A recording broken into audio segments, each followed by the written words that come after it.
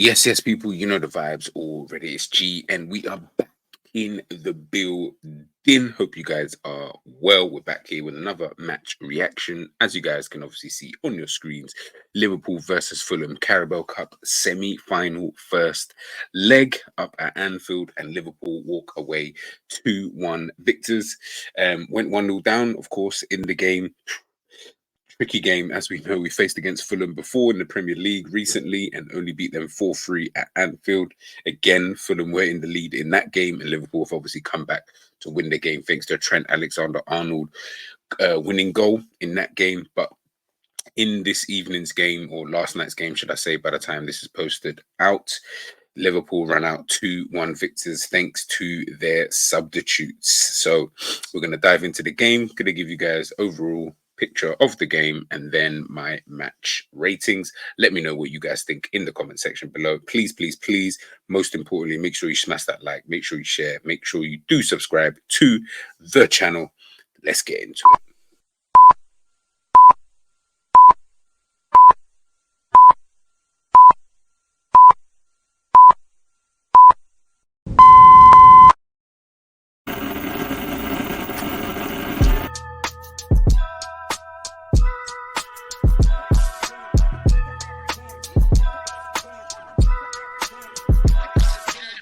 Through the lot, now you know I'm coming through. When the growth look good on you, best believe they wanna screw now. I've been trying to climb, devil threw me in the dark. Baby, don't be insecure, you can still go make a mark like blow. Could never let them drain my soul now. Blow. Table turning like doorknobs, wow. Blow. I think I'm about to set sail. I'm a walking, living legend, walking with my chest out. Life keep dealing me cards, I keep feeling in love. What's going on, people? It's G, and we are back in the building with another match reaction. Liverpool versus Fulham, 2-1 victors. As you guys can obviously see scrolled across the bottom, Liverpool, of course, take a slender lead into that second leg at Craven Cottage against Fulham. Fulham, of course, now are going to have to kind of potentially come out in that game. They're going to, of course, need a goal. So it's going to be interesting to see how that game kind of pans out itself. But to last night's game, overall look at the game, I think with Liverpool, and I'm due to do a show on this, talking about, the unsustainability of Liverpool this season. I've been saying it from the first game, second game, third game, fourth game, fifth game, all the way up until now. We're now in January of 2024. I think it's sustainable now. I genuinely believe it must be sustainable because none of this can be seen as an accident. The way that Liverpool have performed in some games, has left a lot to be desired, in terms of the performance of just the team in general, but maybe, certain players, etc., etc. And again, last night was kind of the same thing. Now, of course, Liverpool in that first half, they did dominate in terms of, possession and, all of that kind of stuff. We had the lion's share of possession. And I think that's just how Fulham kind of want it to be played. We had 69% possession in that first half. Fulham had 31. But our expected goals was 0.32, from 7 shots. Fulham had 4 shots and their expected goals was 0.27, again, which is quite interesting to see. If I just even share the screen so you guys can, of course, see this. Boom. So yeah, looking at that first half, the way I kind of saw it anyway, as it was kind of typical, if I'm being totally honest with you. It was typical Liverpool in a sense of, yes, we were dominating the ball, but in terms of actually really doing anything, you can see there, we had 1 shot on target in that whole first half. So anticlimax with Liverpool, as I mentioned on the previous stream, that just seems to be a kind of theme when it does come to Liverpool this season. And Fulham are awkward. I say this all the time. Fulham are so awkward with the type of players that they have, experienced players that they've got, the Willians, the Raul Jimenez's, heck, even Harry Wilson, a former Liverpool player. He's relatively experienced. He's been around for quite a long time. And the players that they've got at the back, it's just an awkward team to play. And Fulham are no slouches. They've done well to get to this point, just like Liverpool. And Marco Silva is a very decent manager. He can get his teams really playing football, but he can also sit in if he needs his team, to necessarily do so. No big chances for Liverpool in that first half. Passing, look, as I said, 306 today and 109, passes that they made. And again, all the passing around, all the dibby-dabby stuff, and all of that rubbish is just what we seem to kind of do. But Fulham then take the lead, so then you're just like, oh, okay, well, that would I say kind of changes things a little bit. That kind of changes the trajectory of the game. In terms of what we're trying to do, and etc. etc. So I never realistically thought, going into that second half, I never did look at it and think, oh no, Liverpool are not going to win the game. Or let me not say win the game, because obviously the second half then obviously came about, and etc. etc., which I'll get into, looking at the stats of that second half. But second half, of course, we're obviously playing better. We're again still dominating possession and things like that. Our expected goals, of course, goes up. Total shots we're having now is 14.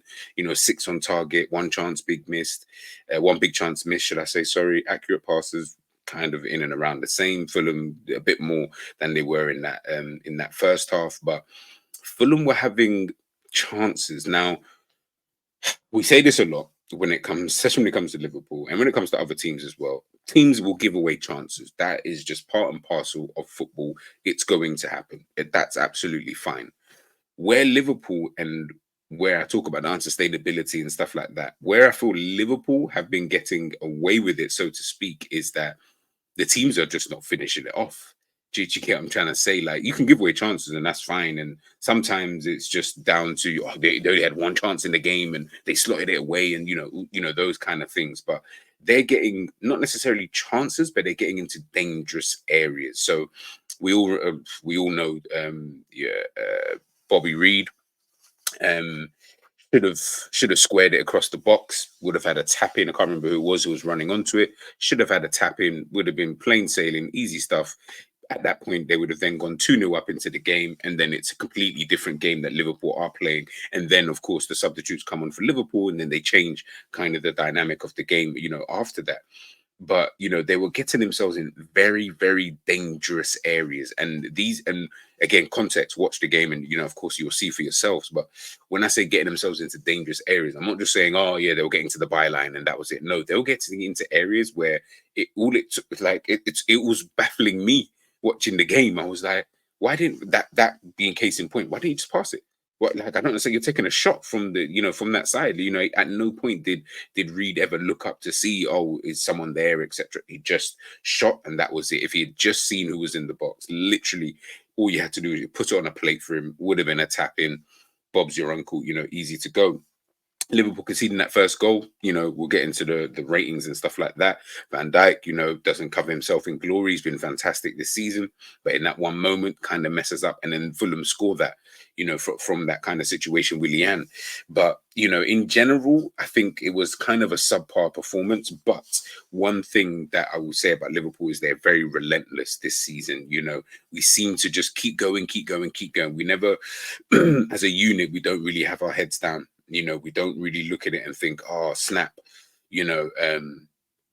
we're go down, and it starts suffering in the performance. Yes, of course, obviously Fulham, like I said, they still had their opportunities to go out there and score a goal. But in terms of Liverpool being able to come back in so many games, it's now becoming a habit. It's now just becoming a thing. It's not good. I don't care how you dress it up. Of course, it doesn't matter if you go on to win the league and all these kind of different things. But I do think in key decisive moments, so potentially a cup final, that those kind of things may come back to haunt you. But potentially, I don't know. It might work itself out, and nobody's going to be bothered about it, in the end. But there are moments in games where I just think, of course, lack of concentration and things like that. And that might potentially cost Liverpool, in the future. But for the time being, it just seems like it doesn't even matter, because the team have the mentality to be able to, get themselves back into these games, refocus. As I said, the substitutes coming on, the game was getting a little bit flat, a little bit tired from Liverpool, bringing on Gakpo. Gakpo and Darwin Núñez, in the game. Once that kind of happened, it literally just changed the dynamic, as a whole. So, as I say, big up Liverpool for that. But if you're asking me about the performance, I would say a 6.57 out of 10 in terms of an overall performance from the team, in itself. But let's get into my player ratings. Let's get into it from early. Let's not waste any time.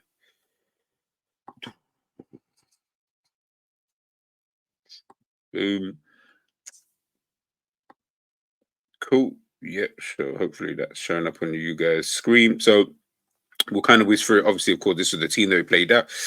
Keller in goal, Bradley at right back, because obviously no Trent Alexander-Arnold. He's obviously picked up an injury. Joe Gomez, the third choice left back in their left back position. Van Dijk and Konate. I did think he may potentially go Konza, but Konza did obviously play against Arsenal because Van Dijk was injured not injured, he was ill, sorry, and he came back into this game. He still looked ill. McAllister in that DM position with Jones and Gravenberch in the midfield. And then up top, he had Diaz, Jota, and Harvey Elliott. So, yeah, it was a pretty strong team, if I'm being totally honest with you.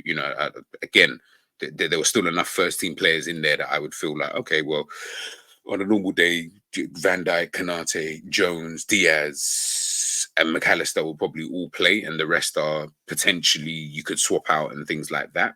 But still, in my opinion, still a strong enough team in order to get the job done. But like I said before, Fulham are a difficult outfit. They are a team that you do need to just be a bit wary of and do need to understand that, they are going to be tricky to kind of face. So you need to kind of have your game face on in these kind of situations.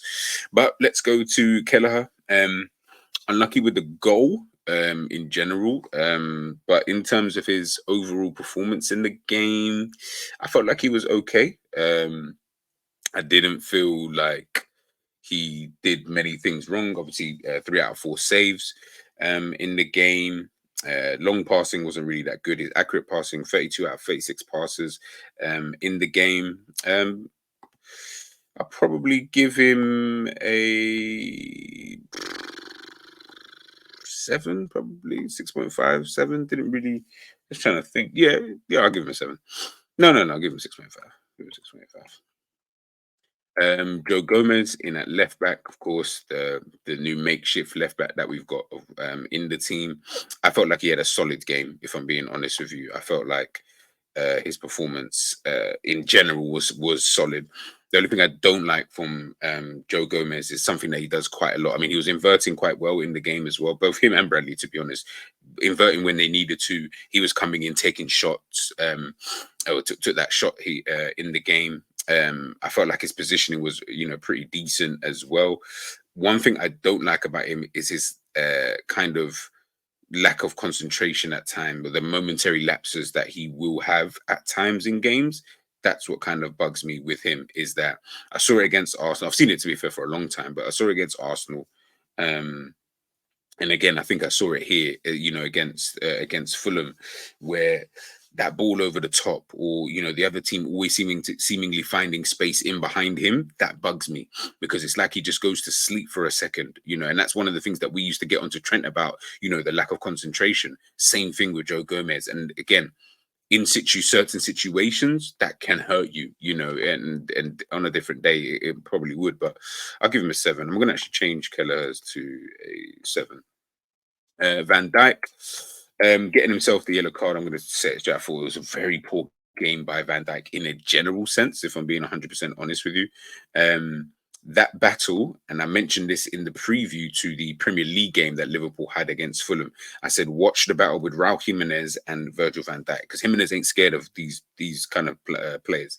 He'll go up against Van Dijk any day of the week. He doesn't mind that. I'm not saying he comes out on top all the time, and I don't even think it was a case of him coming out on top. He made it so uncomfortable for Virgil van Dijk. Van Dijk, this is where you're like, okay, you're the captain first and foremost, fair enough, but let's see how you really defend against an awkward type of striker.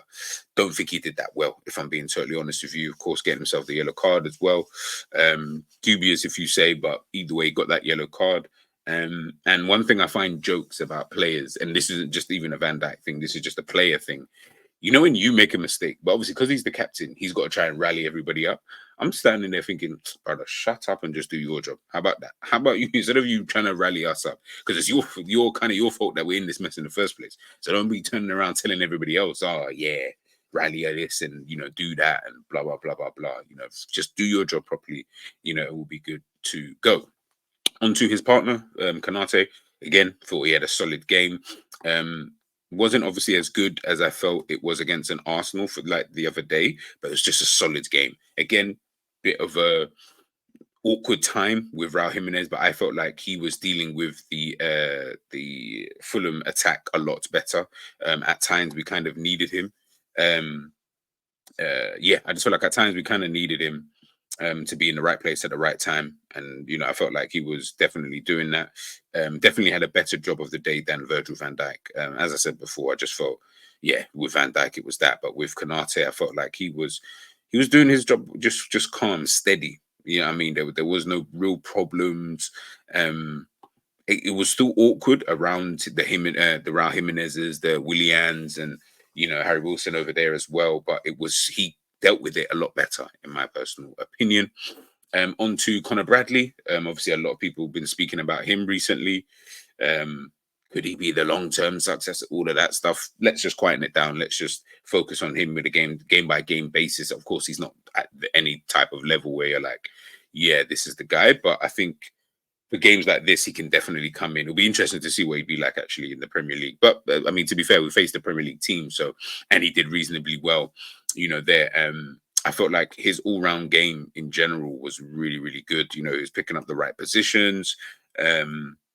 He was, just trying things, and I felt like even just doing the whole trying things for me was even just good enough. But it was his enthusiasm, it was his effort, it was the general performance, the cute little plays that he would do in certain kind of situations, the understanding coming up against someone like a Robertson, coming up against someone like a Willian, in these kind of moments, it can not make or break you, but it's difficult. Willian's one of the most experienced and better players to play in this Premier League. So to come up against someone like him, and Willian had a good game by his own standards, and Robertson had a decent game, but they couldn't really have it was just decent from them. Whereas I felt like Bradley didn't look out of place in that right back position. He was trying to, invert when he needed to invert at times, get himself forward when he needed to get himself forward. So, yeah, I liked his performance.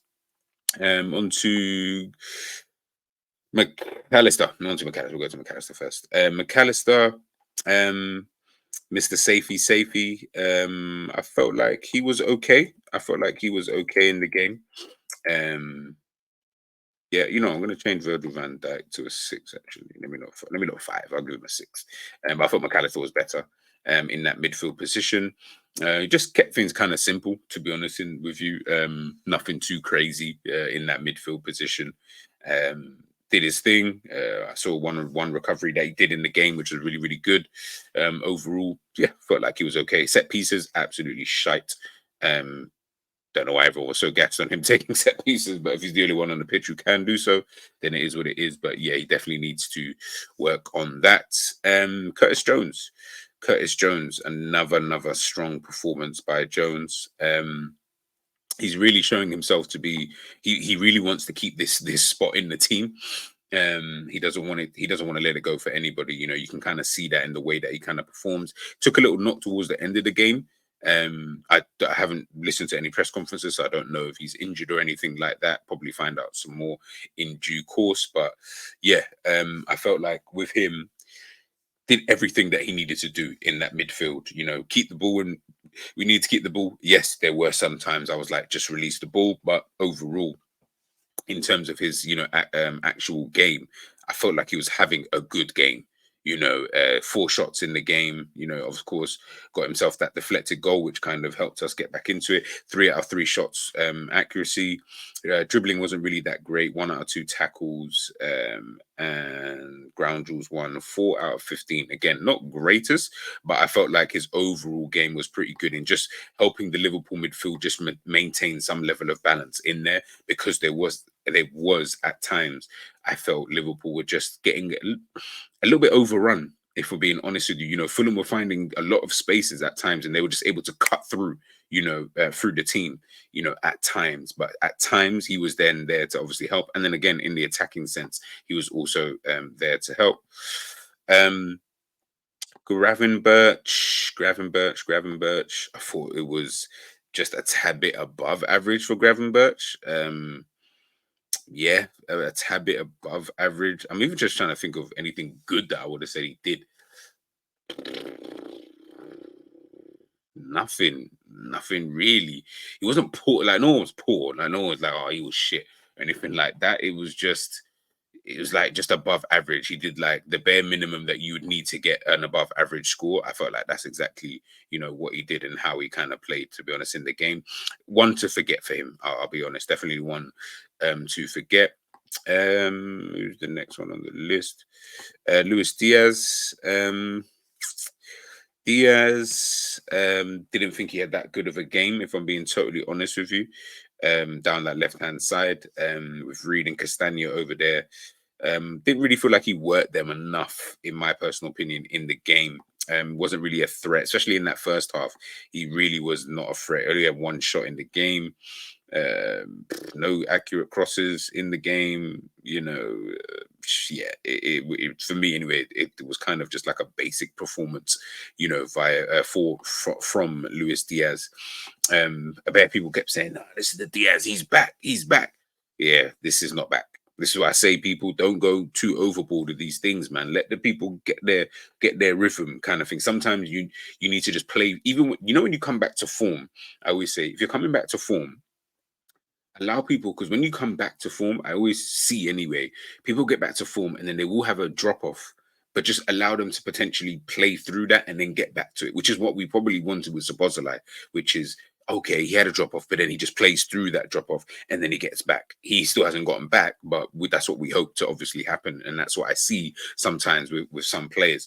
Maybe that's going to be the case with someone like Luis Diaz, of course, this month. We're going to need him as well. So, yeah, it wasn't his best night, but, it wasn't. It was one of those kind of things.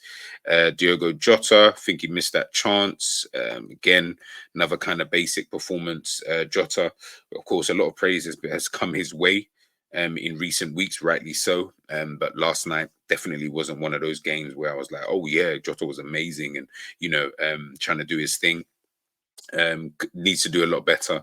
Needs to, at times, if he's gonna try and drop in and stuff like that. I know he obviously, of course, he ran back and he helped to get that first goal, but outside of that, I wasn't really impressed with Diogo Jota, to be honest with you.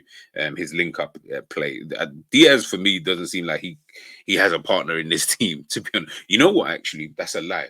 I feel like his partner might even just be a Jones.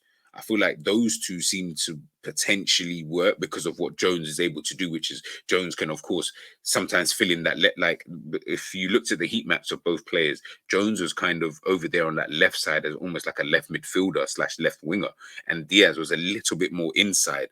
Those two work well in that kind of sense. But in terms of the attackers, I don't feel like Diaz works really with anybody, to be honest with you. So, it's one of those kind of things. And then, of course, Harvey Elliott. Tricky one. Felt like, yes, he was enthusiastic. He was getting touches on the ball. He was trying to make things happen, but it wasn't really happening, if I'm being totally honest. But he was doing more than the other two, so I'll give him 6.5. I'll give him a 6.5. I haven't got the other players up, but it was obviously only Gakpo and Nunes who did come on in the end. Nunes getting himself 2 assists, really, him and Gakpo really changed the game. They changed the dynamic of the game. They changed the kind of impetus of the game in terms of attacking threat that Liverpool then had once these two players had obviously come on, which I was really, really pleased with. So yeah, Gakpo I'll give a 7. Nunes I'll give an 8. Probably, yeah, like an 8, just for the 2 assists in itself, and of course helping to make things happen. I'm not going to speak too much on Darwin Núñez. I think too many people have done that over the last few days, but he played well when he did come on, if I'm being totally honest. But I'm going to give my man of the match. For me, I think the man of the match will go to Conor Bradley. I'm going to give it to Conor Bradley for this game. I know Jones was really, really good in the game. I think some look at this, looking at the stats here, shots, shot on target, passing accuracy, it's always really, really good. But for me, it was Connor Bradley. I think his positioning in the game was really, really good. You can see, like I said, up and down, that right wing, it was just constant energy.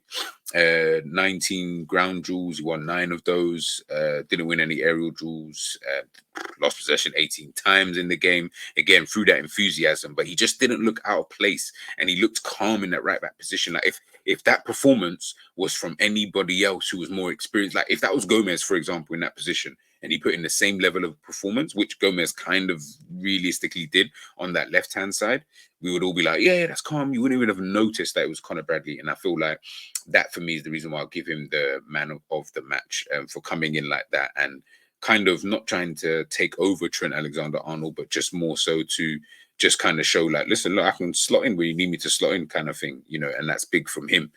So yeah, if not him, then I would have given it to maybe Jones, potentially, but I'll give it to Connor Bradley. You know what I mean? I can be nice.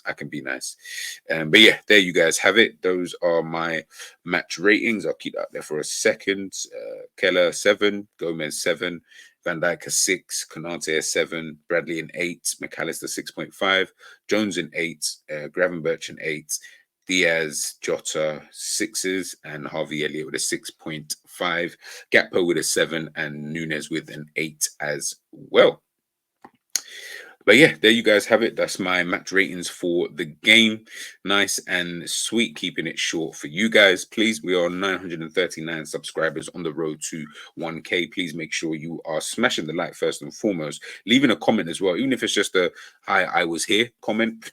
Leave a comment for me, please, in the comment section below. Make sure you're obviously, of course, hitting that subscribe button. And of course, do not forget, as you can see now scrolled on the screen, make sure to subscribe to The Pitch Debate. Please, is mine and Jerry's new show, so make sure you head on over there and smash that subscribe button if you haven't done so already.